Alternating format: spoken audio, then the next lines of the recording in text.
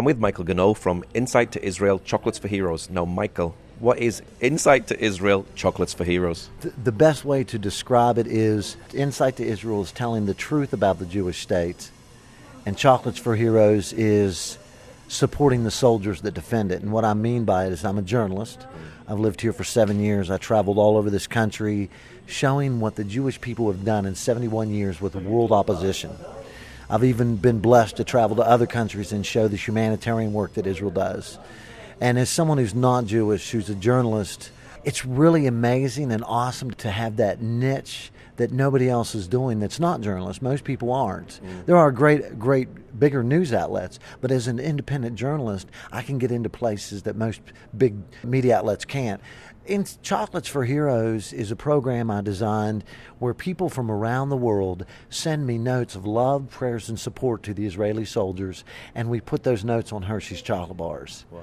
And in 7 years, we've handed out over 45,000 chocolate bars, which is really amazing. The number is staggering in my mind, and I feel so blessed because I see the blessing of someone's picture, their personal note. Most people aren't even Jewish, and when I see that country where they're from, it astonishes me because I realize that with hard work, the name of Insight to Israel and Chocolates for Heroes has gotten out to so many people that want to show their love for Israel, but didn't always know how in a simplistic, cost-effective, time-efficient way. So this is actually a chocolate bar, and it actually has a personal note on that you give to somebody. Yes. Actually, when I started the program 7 years ago, it was called Hershey's for Heroes. We actually use Hershey's chocolate bars. But Hershey's attorney sent me a letter in 2016 and said, you can't use our name. Now, that turned out to be good, and I'll tell you why. Because Hershey's for Heroes sounds great, and when I have the soldiers holding the chocolate bars and they're yelling Hershey's for Heroes, it's awesome. But now, when you say Chocolates for Heroes in English, it sounds a little bland. But when you say Chocolad Legiborim in Hebrew, it's got a little more of a flair to it. Yeah. The beauty of that is that we've expanded Chocolates for Heroes into other countries, getting kosher chocolate bars from those countries. And what I mean by that is we actually went to Cyprus and to Romania, and we interviewed pro-Israel politicians in those countries. We took an Israeli flag with the signatures of soldiers as a thank you for standing with Israel, and we actually brought back chocolate bars from those countries with the note on them from the politicians and sometimes even from soldiers from that country, and presented that flag from that country to people in the military that we're associated with as a thank you from that country for Israel.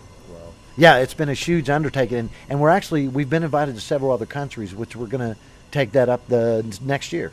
So when was the organization started, and why was it started? Well, I worked in politics for 12 years in Washington, and I did a lot of pro-Israel advocacy work on the side.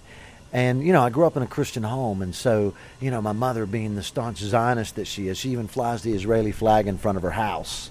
Because we clearly understand that the principles of Torah are found in the founding principles of the U.S. Constitution. All the founding fathers were God-fearing.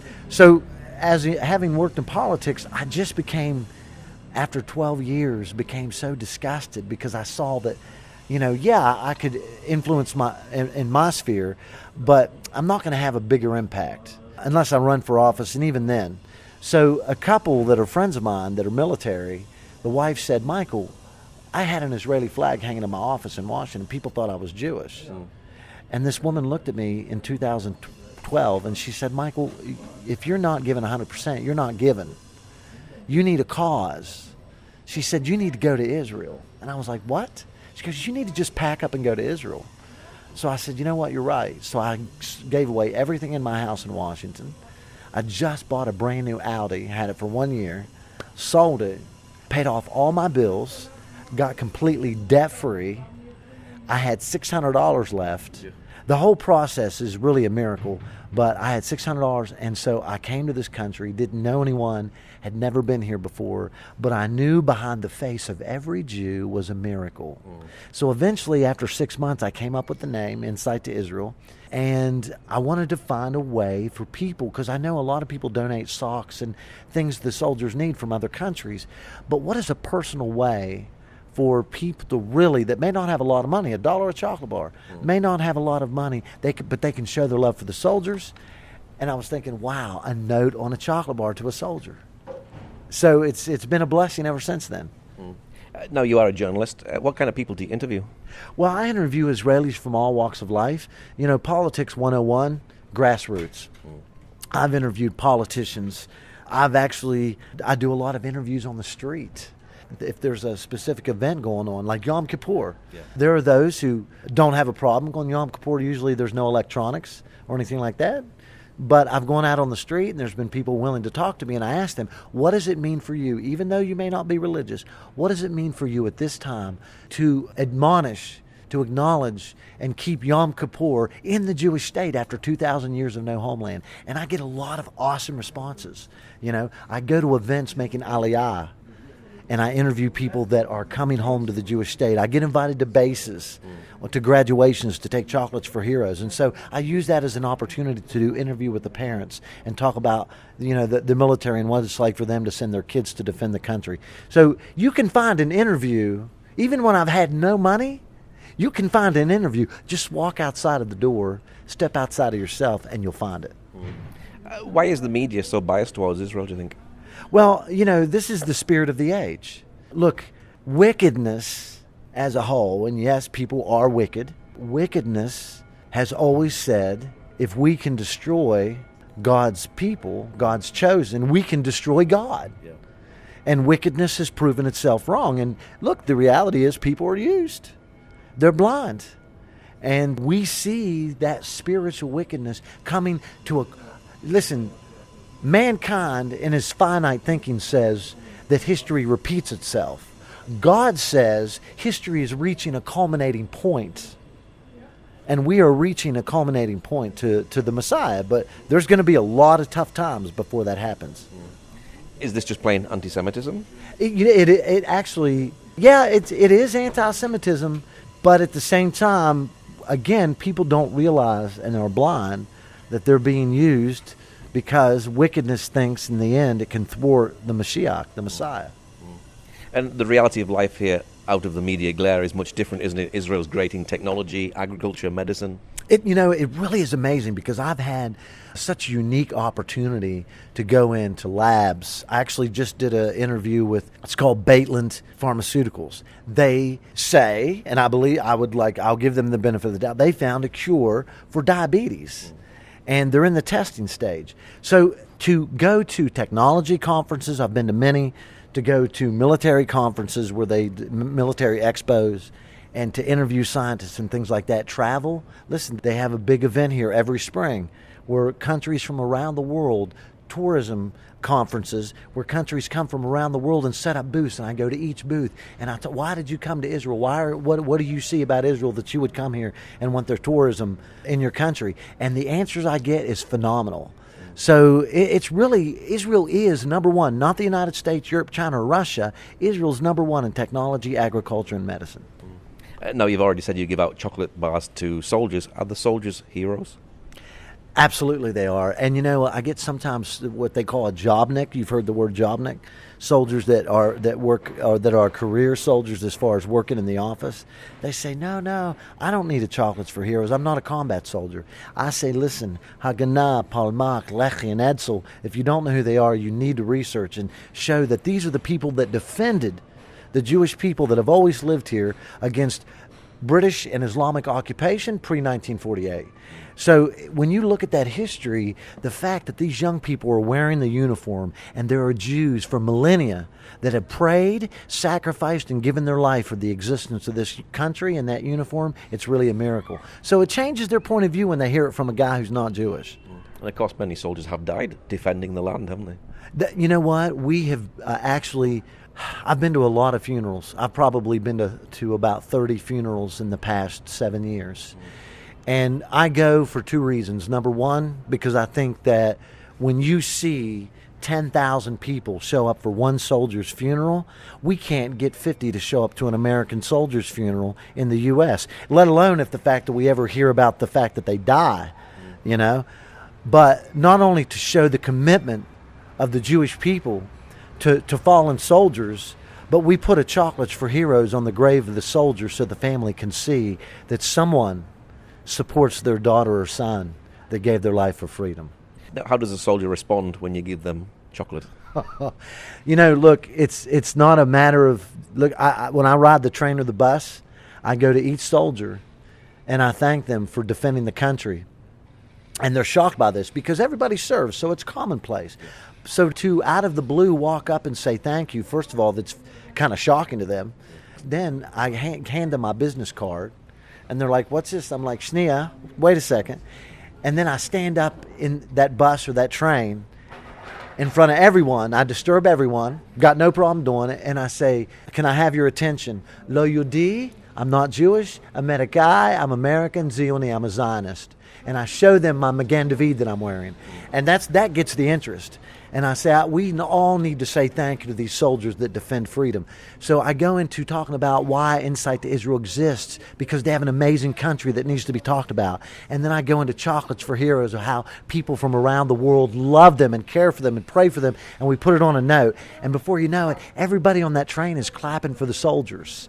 And I go to each soldier and hand them a chocolate bar. When I talk about the Jewish history from a non-Jewish perspective, I'm telling you, brother, they're soldiers. They sit and cry because they say no one has ever, why do you care? You're not even Jewish. No one's ever, I've never heard anyone talk this way. It changes their life. It really does. It boosts their morale huge. And these messages that are on the chocolate bar, do they come from all around the world? All around the world. Listen, we've had messages from all over Asia, from Europe, from Canada, South America, Mexico, United States. It is truly amazing and a miracle. And listen, I'm going to tell you what, not everybody has $1. And there's folks that come online talking to me. I say, you know what? We'll donate. I don't make it public. We'll donate chocolate bars. What do you want your note to say? This is about getting the message to the soldiers, and that is where the amazing blessing comes in.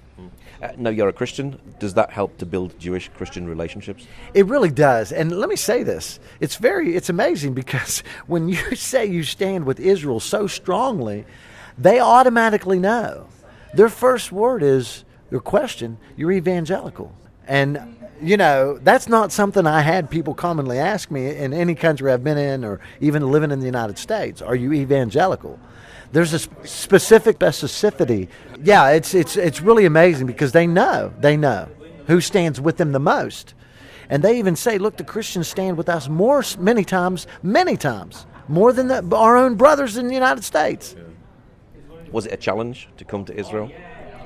Well, listen, it was a challenge like anything. But I love a challenge. And this country's not for the weak. And that's what I love about it. It's exciting every day, especially knowing that you live in a miracle. Now, I've lived in some third world countries before. I've lived in the mountains of Haiti, taking a bath in a river with no electricity. So, this was a little bit, I'm not going to say a cakewalk, but it was somewhat of a lot easier than that. Has it been a big growing experience living in Israel? Most definitely. I'll tell you what, I have discovered things about myself that I didn't know. Listen, I came with $600. I started out scrubbing people's toilets, cleaning their apartments, making 50 shekels an hour, okay? And I'm a very good cleaner. My problem is I'm too detailed. And you know what? When you work hard, nothing as far as work is beneath you. And when you work hard and set your hands to do good with all that you do, you will graduate from life. Whether you want to say it's God or life, it's both. Life will graduate you. God will graduate you. Now I'm an actor and a model, and I'm 48. Now, who'd have thought? And I never realized I had this talent. Never wanted to be an actor. I keep myself in pretty good shape. When I'm in better shape, I make the better money being a model. But I keep myself in really good shape, and I have a talent that I didn't know I had. And so I've been in over 400 TV shows, commercials, and movies in the past 5 years, and about to expand that work into Europe. And it's not Hollywood, but it takes care of the business. Why do you do what you do? I do it out of principle. It's exciting. I love the people. I live in a miracle. Sometimes I've had Israeli Jews ask me, Michael, what gets you excited? Why is you all the time smile? You're all the time excited. How do you are you on drugs? No, I'm not on drugs. Never been. Well, why are you so excited? And I look at them and I say, on the count of 3, I want you to breathe on me. And they're like looking at me. I said, no, do it. And they, Yachad Stam Shalosh, 1, 2, 3. They blow on me and I breathe it in. I suck it in. And I say, this is the Jewish energy. The energy that excites me every day, because this is what built this amazing, God-blessed, Jewish-labored land, is that energy that I take in every day and I get to see it. Are you making a difference here in the community? I'm excited. You know what? I think in my sphere of influence I am, and I'm blessed to do it, because I'll tell you, again, I get soldiers that come back to me years later, and I say, thank you for the chocolate bar. Thank you for the note. I remember the words you said. It got me through a lot of emails. What you said got me through the tough times in the military.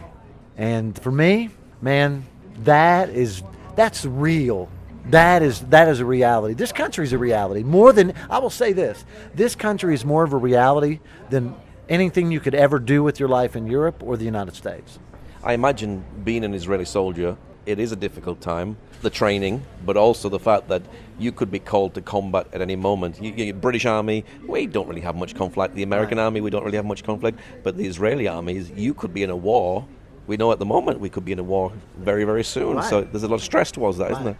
You know, look, I'll tell you what, I've actually trained with kids. They start training. These kids, they say, look, I worked with an organization called Expert Security. The guys that run it are friends of mine. They run a special forces unit called Duv Divan. So I went with these kids one day, 15 to 17 years old, and they said to me, if I'm going to be in the Army, I want to be in the best unit. I'm only going to be in there 2-3 years. I want to be in the best unit and serve my time.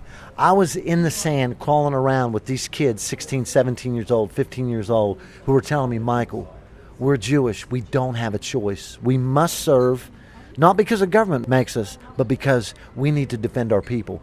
And so when you see that, no matter, regardless of what other negative things you may see, yeah, this is not a perfect country, but regardless of whatever else you see that may be negative, when you see these young people that are willing to fight for freedom and defend their people, it's amazing. It's really amazing. What's your prayer finally for Insight to Israel, Chocolates for Heroes? My prayer is 1,000 chocolate bars a month. 1,000 chocolate bars.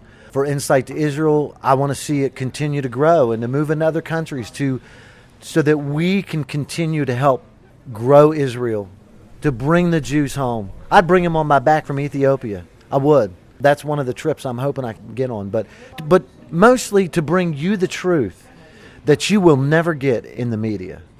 And what's your website for people who'd like to know more? Well, you can go to my Facebook page, Insight to Israel and Chocolates for Heroes. The website's under construction. Go to YouTube, Insight to Israel Chocolate. You can Google it in and see all my interviews. Google in Insight, INSIGHT, to Israel, or Chocolates for Heroes, and you'll get a lot of good stuff. Sounds good. Well, Michael, thank you very much. Brother, I want to say thank you to your audience, wherever they are. Be a part of this country. Continue to listen to these radio broadcasts and know the truth. And find a way to be a part of this country and bless it, and you'll be blessed.